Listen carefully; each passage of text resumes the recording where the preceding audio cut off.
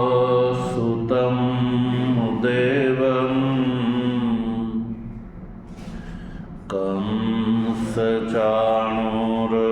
कंसचाणूरमर्दनं देवकी परमानन्दं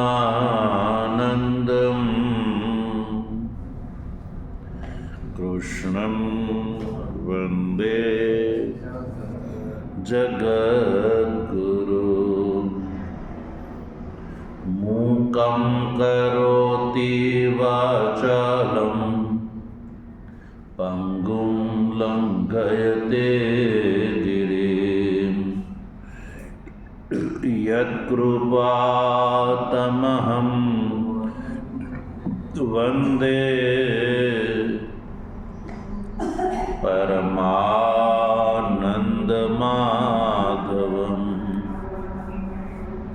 शङ्करं शङ्कराचार्यं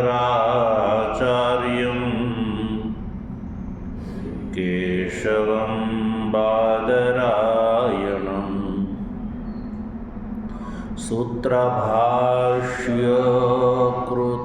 वन्दे भगवन्तौ पुनः पुनः।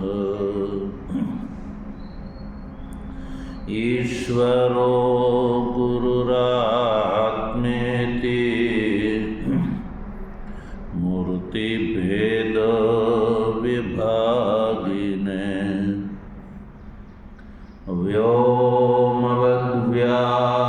व्योमवद्व्याप्तदेहाय दक्षिणामूर्तये नमः। ओम शांति शांति शांति।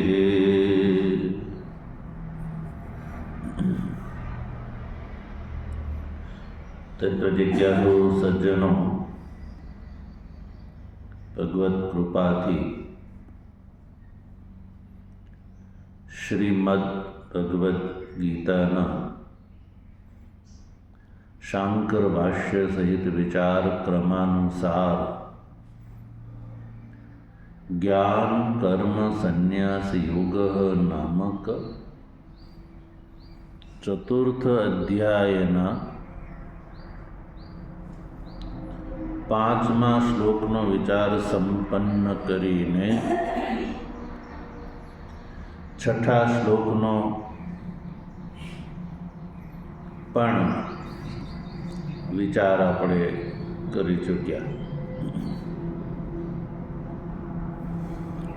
આ 6ઠા શ્લોકમાં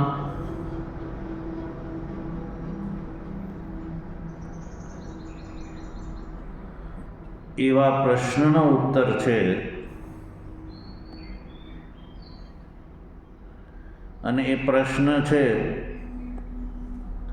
કે ઈશ્વર તો નિત્ય છે, ઈશ્વર નિત્ય છે,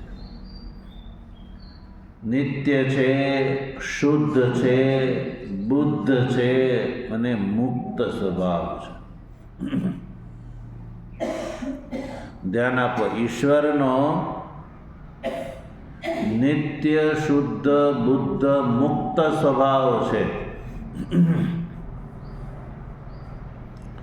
એટલે ઈશ્વર અનાવૃત જ્ઞાન શક્તિથી યુક્ત છે, ઈશ્વર અનાવૃત જ્ઞાન શક્તિ વાળો છે અને જીવ જે છે એ ધર્મ અધર્મ રાગ દ્વેષાદિથી યુક્ત છે અને પ્રતિબદ્ધ જ્ઞાન શક્તિવાન છે। વસ્તુતઃ બંને એક હોવા છતાં પણ ઔપાધિક કોટિક આ ભેદ છે। એટલે જીવનો જન્મ ધર્મ અધર્મ આદિના નિમિત્તે સંભવે છે. જીવનો જન્મ ધર્મ અધર્મ આદિના કારણે જન્મ થઈ શકે છે ને થાય છે. તો જીવના જન્મ મરણ તો થાય છે. અને ઈશ્વર નિત્ય શુદ્ધ બુદ્ધ મુક્ત સ્વભાવ છે. ઈશ્વર નિત્ય શુદ્ધ બુદ્ધ અને મુક્ત એવો ઈશ્વરનો સ્વભાવ છે. તો ઈશ્વરની અંદર ધર્મ અને અધર્મ સંભવ નથી. તો પછી જન્મ શા માટે? ઈશ્વરનો જન્મ શા માટે? જીવનો જન્મ તો માની શકાય કે ધર્મ અધર્માદિથી યુક્ત હોવાના કારણે, ધર્મ અધર્માદિનો કરતા હોવાના કારણે જીવના જન્મ મરણ સંભવે છે. અને ઈશ્વર નિત્ય શુદ્ધ બુદ્ધ મુક્ત સ્વભાવ હોવાના કારણે, અનાવૃત જ્ઞાન શક્તિ હોવાના કારણે એનો જન્મ શા માટે? એનો જન્મ તો સંભવતો જ નથી. જન્મમાં હેતુ શું છે સજ્જનો? ધર્મ અને અધર્મ. જન્મમાં હેતુ શું છે? ધર્મ અને અધર્મ. એટલે કે પાપ અને પુણ્ય. ધર્મ અધર્મનો અર્થ છે પાપ અને પુણ્ય. તો પાપ અને પુણ્યના કારણે જીવના જન્મ થાય છે. પુણ્ય કર્મ ભોગવવા માટે દેવ જન્મ, પાપ કર્મ ભોગવવા માટે પશુવાદી તિર્યક જન્મ, અને બંને મધ્યમ ભોગવવા માટે મનુષ્ય જન્મ. તો જીવના દેવ, મનુષ્ય અને તિર્યક કોટીના 3 પ્રકારના જન્મો જીવના થાય છે. અને આ જન્મ અને મૃત્યુની પાછળ છે ધર્મ અને અધર્મ. હવે ઈશ્વર જે છે એ પાપ કરે છે? ઈશ્વરની અંદર પાપ સંભવ છે? તો પુણ્યકર્મ પણ સંભવ નથી. તો ઈશ્વરની અંદર ધર્મ અને અધર્મનો અભાવ છે નિત્ય હોવાના કારણે. તો એનો જન્મ કથમ? એનો જન્મ ન હોવો જોઈએ. પણ ભગવાન શું અહીંયા કહે છે? મેં બહુની જન્માની વ્યતીતાની, મારા અનેક જન્મ થઈ ગયા એવું ભગવાને કીધું. તાની અહમ વેદ સર્વાણી નત્વમ વેદ એવું ભગવાને કહ્યું. તો પ્રશ્ન ઊભો થાય કે ભગવાનના આટલા જન્મો છે તો ભગવાનનો જન્મ થવો જોઈએ નહીં, પણ શા માટે થાય છે?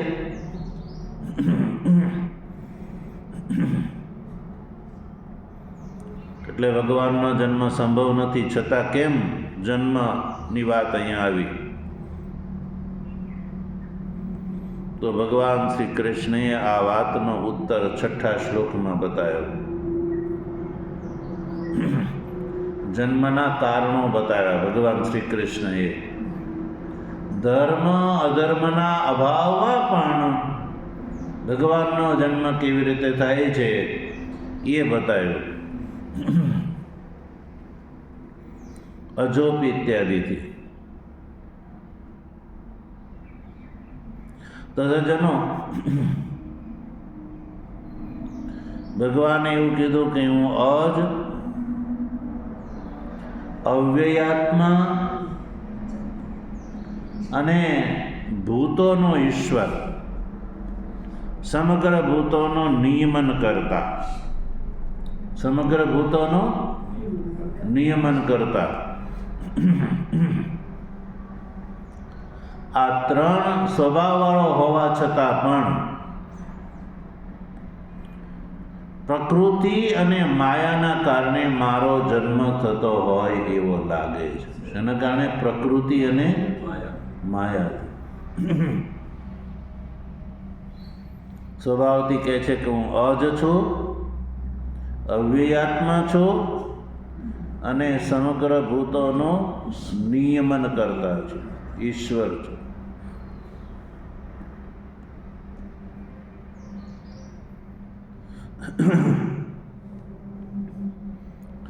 એટલે એનો અર્થ એ થયો કે જે અજ હોય, અવ્યયાત્મા હોય અને સમગ્ર ભૂતોનું નિયમન કરતા હોય એનો જન્મ સંભવે નહીં. એનો જન્મ સંભવવો જોઈએ નહીં.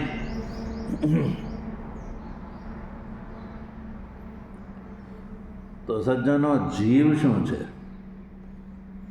જીવ જે છે ને એ પણ અજ જ છે ને, સ્વભાવથી કેવો છે? અજ છે.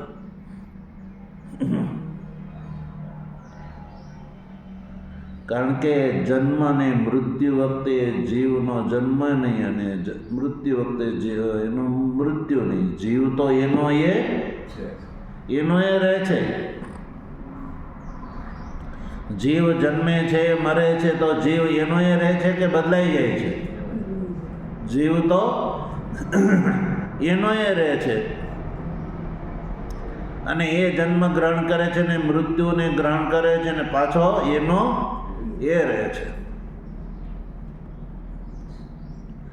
જીવનો જન્મની સાથે જન્મ અને મૃત્યુની સાથે મૃત્યુ જીવનું થતું નથી. સનાતન ધર્મનો આ સિદ્ધાંત છે કે જન્મની સાથે જીવનો જન્મ અને મૃત્યુની સાથે જીવનું મૃત્યુ થતું નથી. જીવ તો એનો એ રહે છે. જીવ એનો એ રહે છે. તો જીવ પણ અજ થયો કે નહીં? અજ એટલે જન્મ રહિત થયો કે નહીં? તો અહીંયા એ જ પ્રશ્ન છે. જીવ અજ છે. જીવ અજ છે એટલે કે જન્મ રહિત છે, છતાં પણ સજ્જનો ધર્મ અને અધર્મના જે સંસ્કાર છે, ધર્મ અને અધર્મના સંસ્કારને વશ થઈને જીવના જન્મ અને મૃત્યુ થાય છે. જીવ જન્મ અને મૃત્યુનો અનુભવ કરે છે. શેના કારણે? ધર્મ અને અધર્મના સંસ્કારના કારણે. એટલે જીવને શરીરનો સંયોગ અને વિયોગ થાય છે. જીવને શરીરનો સંયોગ અને વિયોગ એ બંને થાય છે. જીવને જ્યારે શરીરનો સંયોગ થાય ત્યારે જીવનો જન્મ કહેવાય અને જીવને જ્યારે શરીરનો વિયોગ થાય ત્યારે એને મૃત્યુ કહેવાય. ભાઈ, તો શરીરના સંયોગ અને વિયોગ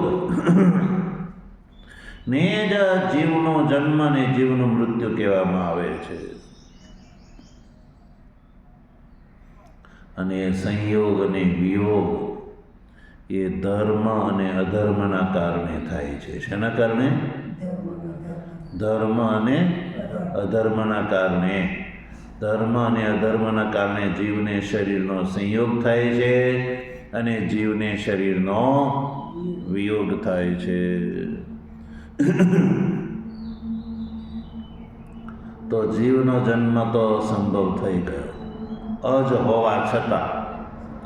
જીવ, ધ્યાન આપજો, જીવ સ્વરૂપથી અજ હોવા છતાં ધર્મ અધર્મના કારણે જીવને શરીરનો સંયોગ થાય છે અને શરીરનો વિયોગ થાય છે. શરીરનો સંયોગ એ જ જન્મ અને શરીરનો વિયોગ એ મૃત્યુ. પણ સજ્જનો, ઈશ્વર છે એ તો નિત્ય મુક્ત છે. કેવો છે? ઈશ્વર નિત્ય મુક્ત છે. તો નિત્ય મુક્ત ઈશ્વર ને એની અંદર ધર્મ અને અધર્મનો સદભાવ સંભવ નથી. નિત્ય ઈશ્વર જે છે, નિત્ય મુક્ત ઈશ્વર છે જ્યારે, તો ઈશ્વરની અંદર ધર્મ અને અધર્મનો સદભાવ કેવી રીતે માની શકાય? જન્મમાં કારણ શું છે? ધર્મ અને અધર્મનો સંસ્કાર, યા ધર્મ અને અધર્મનો સદભાવ. ધર્મ અને અધર્મના સદભાવના કારણે જ જન્મ સંભવે છે. તો ઈશ્વર છે તો નિત્ય મુક્ત છે, તો એની અંદર ધર્મ અને અધર્મનો સદભાવ સંભવ નથી કે જેથી કરીને ઈશ્વરના જન્માદિ થાય, જન્મ અને મૃત્યુ થાય. જીવની અંદર તો ધર્મ અને અધર્મના સંસ્કારના કારણે ધર્મ અને અધર્મ નિમિત્તક શરીરનો સંયોગ અને શરીરનો વિયોગ જીવને થાય છે, પણ ઈશ્વર તો નિત્ય મુક્ત છે અને એની અંદર ધર્મ અને અધર્મ સંભવ નથી કે જે જન્માદિના હેતુ છે. તો એ તો છે નહીં, તો ઈશ્વરનો જન્મ અને ઈશ્વરનો મૃત્યુ, ઈશ્વરનો જન્મ કેવી રીતે, અથવા ઈશ્વરને શરીરનો સંયોગ અને ઈશ્વરને શરીરનો વિયોગ. તો એ રામ જન્મ્યા તો એને શરીરની પ્રાપ્તિ થઈ, એને શરીરનો વિયોગ થયો કે અત્યારે છે? રામકૃષ્ણજીનું શરીર અત્યારે છે. તો ભગવાન શ્રી કૃષ્ણે જન્મ ધારણ કર્યો તો એને શરીરનો સંયોગ થયો અને શરીરનો વિયોગ પણ થયો. તો શરીરના સંયોગ અને શરીરના વિયોગને જ જન્મ અને મૃત્યુ કહેવામાં આવે છે. અને શરીરનો સંયોગ અને વિયોગ ધર્મ અધર્મના કારણે છે. ઈશ્વર નિત્ય મુક્ત છે, એની અંદર શરીરના સંયોગ અને વિયોગ નિમિત્તક ધર્મ અધર્મ સંભવતા જ નથી. તો શરીરનો સંયોગ અને વિયોગ રૂપી જન્મ અને મૃત્યુ, એટલે જન્મ, શરીરનો સંયોગ અને વિયોગ ઈશ્વરના કેવી રીતે સંભવે છે? સંભવ નથી. જીવનો જન્મ અને મૃત્યુ શરીર સંયોગ વિયોગ નિમિત્તક છે. ઈશ્વર નિત્ય મુક્ત છે, ધર્મ ધર્મનો સદભાવ છે જ નહીં, તો કેવી રીતે જન્માદી? આ શંકા છે. શું છે? શંકા છે. એ શંકાના ઉત્તરમાં ભગવાન શ્રી કૃષ્ણએ 6ઠ્ઠા શ્લોકમાં અર્જુનને ઉત્તર આપ્યો કે હું અજ છું, અવ્યયાત્મા છું અને ભૂતોનો નિયમન કરતા છું. છતાં પણ પ્રકૃતિ અને માયાના કારણે મારો જન્મ થતો હોય એવો લાગે છે. વાસ્તવિક જન્મ મારો નથી થતો, પણ જન્મ થતો હોય એવો લાગે છે. શેના કારણે? પ્રકૃતિ અને માયાના કારણે. એવું કીધું ભગવાને. પ્રકૃતિમ સ્વામ અધિષ્ઠાય આત્મમાયા સંભવામી. સ્વામ પ્રકૃતિમ અને સ્વામ માયા, પોતાની પ્રકૃતિ અને પોતાની માયાના કારણે મારો જન્મ થતો હોય એવો લાગે છે. વસ્તુત મારો જન્મ નથી. તો જન્મ નહીં થવામાં કારણ શું છે સજ્જનો? અજ અવ્યાત્મા અને સમગ્ર ભૂતોનું નિયમન કર્તૃત્વ. એટલે જ્યારે એવું કહ્યું કે હું અજ છું, પહેલું કારણ ભગવાને શું બતાવ્યું? હું અજ છું. અજનો અર્થ છે જન્મનો અભાવ. જેનો જન્મ ન થતો હોય એને કહેવામાં આવે અજ. એટલે કે પુણ્ય પાપ જે બે પ્રકારના કર્મ છે ને, એ કર્મને આધીન શરીરનો સંયોગ અને શરીરના વિયોગથી હું રહિત છું. ધ્યાન આપો. જીવને શરીરનો સંયોગ અને જીવને શરીરનો વિયોગ શેના કારણે થાય છે? પુણ્ય પાપને કારણે. પુણ્ય પાપ રૂપી કર્મને આધીન. તો ભગવાન કહે છે કે પુણ્ય અને પાપ કર્મને આધીન જે શરીરનો સંયોગ અને શરીરનો વિયોગથી હું રહિત છું. અજ અપી એટલે હું અજ છું. એટલે કે મને શરીરનો સંયોગ અને વિયોગ પુણ્ય પાપ કર્મને કારણે નથી થતો. પુણ્ય પાપ મારી અંદર સંભવ નથી. એટલે પુણ્ય પાપ નિમિત્તક શરીર સંયોગ વિયોગ રૂપી જન્મ મૃત્યુ મારા નથી થતા, જન્માદિ નથી થતા મારા. તો પણ કહે છે કે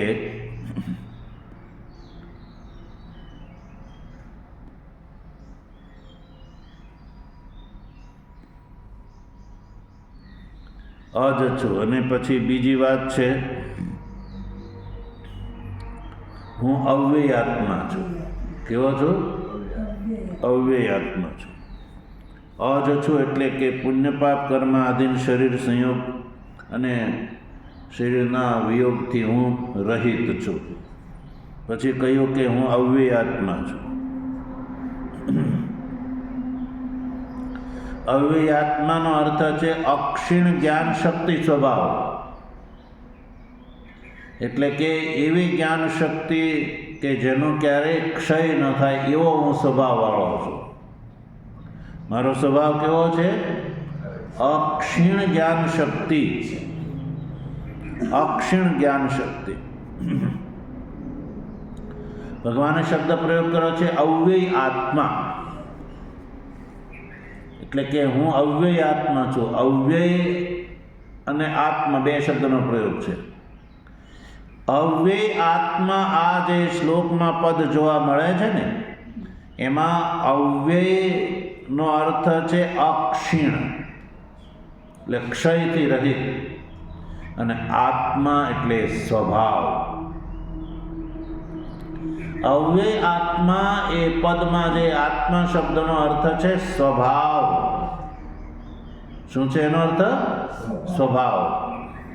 એટલે કે અક્ષીણ જ્ઞાન શક્તિ સ્વભાવ વાળો હું છું, એમ ભગવાન કહે છે કે મારો સ્વભાવ કેવો છે?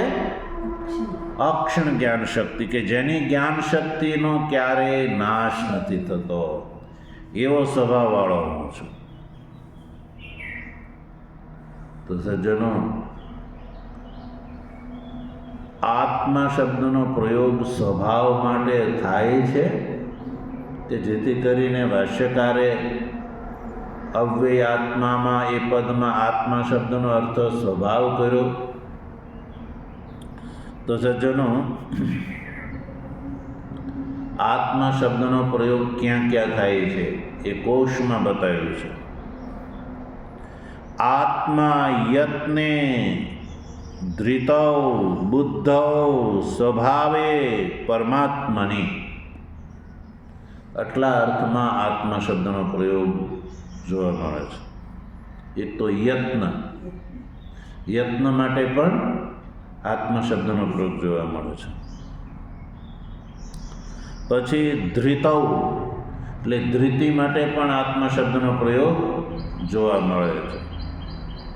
પછી બુદ્ધિ, બુદ્ધિ માટે પણ આત્મા શબ્દનો પ્રયોગ જોવા મળે છે.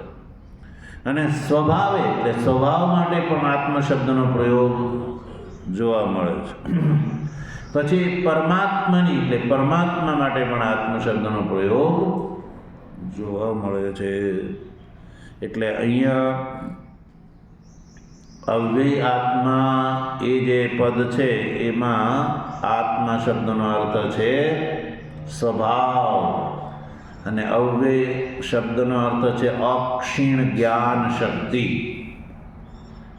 તો ભગવાને કહ્યું કે એક તો હું અજ છું. કેવો છું? અજ એટલે પુણ્ય પાપ કર્મને આધીન જે શરીરનો સંયોગ અને વિયોગથી હું રહિત છું. અને પછી અક્ષીણ, જેની જ્ઞાન શક્તિ સમાપ્ત નથી થતી એવા સ્વભાવવાળો હું છું. અને પછી એટલું જ નહીં, ભૂતોનો ઈશ્વર હું છું, ઈશ્વર પણ હું છું, ભૂતોનો ઈશ્વર. અને ભૂતાનામ ઈશનમ, ઈશનમનો અર્થ છે નિયમનમ. ભૂતોની ઉપર મારું ઈશન શાસન ચાલે છે. શાસ્ત્રમાં કહ્યું છે ભીષાસ્માદ વાતઃ પવતે, કે ભાઈ આ જે વાયુ જે છે એ આ સંપૂર્ણ સંસારને જે ધારણ કરી રાખે છે એ કોના ભયથી? તો કહ્યું કે ઈશ્વરના ભયથી. એટલે વાયુ જે છે, માતૃશ્વ વાયુ સંસારને ધારણ કરી રાખે છે એ ઈશ્વરના ભયથી. એટલે શાસન કોનું ચાલે છે? ઈશ્વરનું. એટલે સંપૂર્ણ જે ભૂતોની ઉપર નિયમન કરવાનો જે છે એવા નિયમન કરવા વાળો પણ હું છું. તો ભગવાન શ્રી કૃષ્ણે પોતાના 3 સ્વરૂપ બતાવ્યા. 3 પ્રકારથી પોતાનું સ્વરૂપ બતાવ્યું કે હું અજ છું, અવ્યય આત્મા છું અને સમગ્ર ભૂતોનો નિયમન કરવા વાળો છું, ઈશ્વર છું. તો સજ્જનો, આવો હોવા છતાં પણ હું જન્મ ધારણ કરું છું. કેવી રીતે જન્મ ધારણ કરો છો? તો કયો પ્રકૃતિમ સ્વામ અધિષ્ઠાય આત્મમાયા સંભવામિ. સ્વામ પ્રકૃતિ, સ્વામ એટલે મારી પ્રકૃતિ. પ્રકૃતિને વશ કરીને, અધિષ્ઠાયનો અર્થ છે વશ કરીને.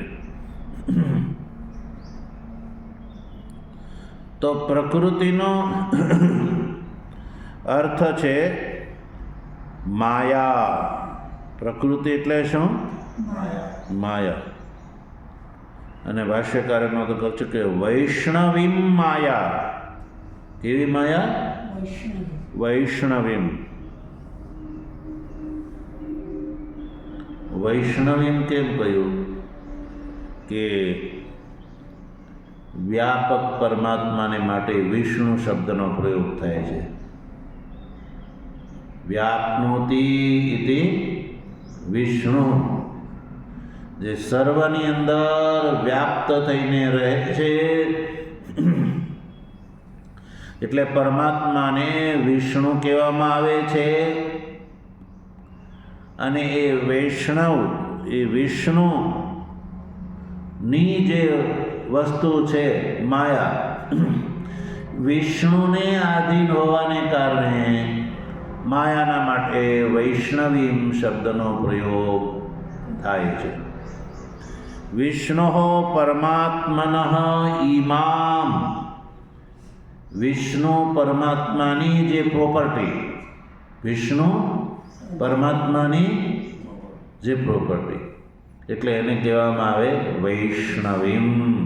અને પરમાત્માને માટે વિષ્ણુ શબ્દનો પ્રયોગ શા માટે થાય છે? કે પરમાત્મા વ્યાપક હોવાના કારણે. એટલે વ્યાપક પરમાત્માની જે વસ્તુ છે એને કહેવામાં આવે વૈષ્ણવીમ. એટલે માયા, વૈષ્ણવીમ માયા. અને ત્રિગુણાત્મિકા એટલે કે સત્વગુણ, રજોગુણ અને તમોગુણ, એ જ જેનો આત્મા માટે સ્વરૂપ છે, એવી ત્રિગુણાત્મિકા. ત્રિગુણાત્મિકા માયા જે છે એ માયાને, કે જે માયાના વશમાં સંપૂર્ણ સંસાર વર્તન કરે છે અને જેનાથી મોહિત થઈને પોતાના આત્માને, કે હું બ્રહ્મરૂપ છું એવું પોતાના આત્માને જીવો નથી જાણી શકતા.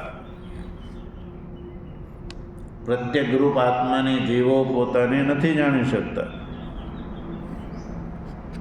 એવી માયા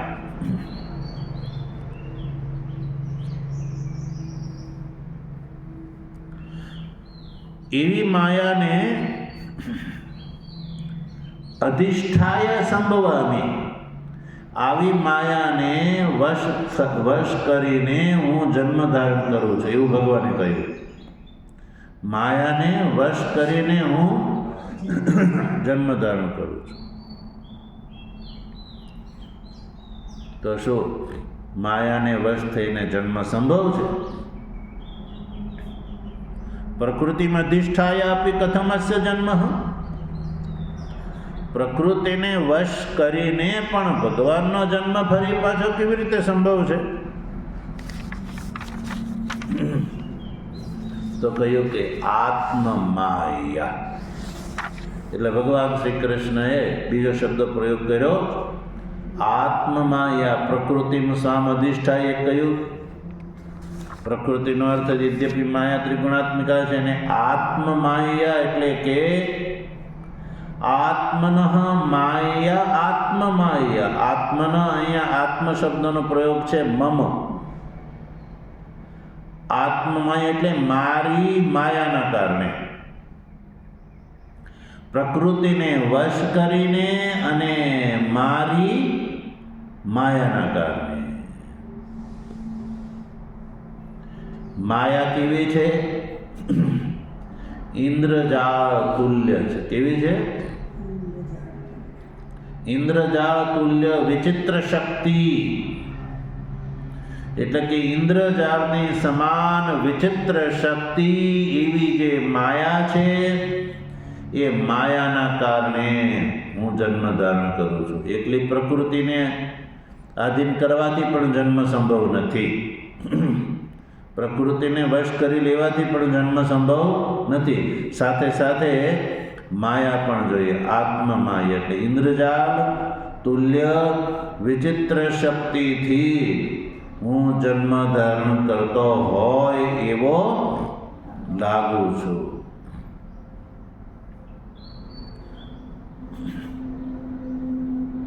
આત્મન માયા ન પરમાર્થત લોકવત. જેવી રીતે જીવનો જન્મ પારમાર્થિક રૂપથી થાય છે, એવી રીતે મારો જન્મ થતો નથી. જેવી રીતે લોક સામાન્ય જીવનો જન્મ પારમાર્થિક રૂપથી થાય છે, એવો મારો જન્મ થતો નથી સજ્જનો. હવે આ જે ભગવાનના કથન છે ને, એ વિચારણીય છે સજ્જનો. એમાં શું વિચારણીય છે? યદ્યપિ આપણે ગઈકાલે એનો વિચાર કરી ચૂક્યા, પણ ફરીથી આ વસ્તુને દ્રઢ કરવાની જરૂર છે. આ વસ્તુને દ્રઢ કરવાની જરૂર છે. એટલે આપણે પુનઃ આ વસ્તુને આજે ફરીને એનું ચિંતન કર્યું. હવે આ શ્લોકમાં બે શબ્દનો પ્રયોગ જોવા મળે છે, એક પ્રકૃતિ અને એક માયા. પ્રકૃતિ અને માયા. તો ભાષ્યકારે પ્રકૃતિનો અર્થ પણ માયા કર્યો છે, ત્રિગુણાત્મિકા માયા. અને જ્યારે આત્મમાયા એ જે શ્લોકસ્થ પદ છે એનું ભાષ્ય કરતી વખતે પણ ભાષ્યકારે આત્મન માયા એવો શબ્દ પ્રયોગ કર્યો. તો અહીંયા પ્રશ્ન ઊભો થાય છે કે પ્રકૃતિ અને માયા એ બેવ તો એક જ અર્થ માટે વપરાય છે. પ્રકૃતિ અને માયા એ બંને એકાર્થવાચી છે. એક જ અર્થને માટે પ્રકૃતિ શબ્દનો પ્રયોગ થાય છે અને એ જ અર્થને માટે માયા શબ્દનો પ્રયોગ થાય છે. તો મૂળમાં પ્રકૃતિમાં અધિષ્ઠાય માયા સંભવામી એ કહેવું એ સમજાય એવી વાત નથી. તો એનો અભિપ્રાય શું હશે? ભગવાને શું કહ્યું? પ્રકૃતિ સ્વામ અધિષ્ઠાય આત્મમાયા સંભવામી. અને જ્યારે પ્રકૃતિ અને માયા એ બેવો એકાર્થવાચી છે, તો આ કહેવું એ સમજવાની જરૂર છે. એને માયા અને પ્રકૃતિ બંને એકાર્થવાચી હોવા છતાં ભગવાને અહીંયા એનો અલગ અલગ અર્થમાં શબ્દ પ્રયોગ શા માટે કર્યો છે એ વિચારણીય છે. પછી બીજું, ભાષ્યકારે આત્મમાયા આત્મન માયા પછી કહ્યું ન પરમાર્થત લોકવાદ, એટલે લોકનો જન્મ પારમાર્થિક રૂપથી થાય છે એ ભાષ્યકારનું જે કથન છે એ પણ સજ્જનો વિચારણીય છે. કારણ કે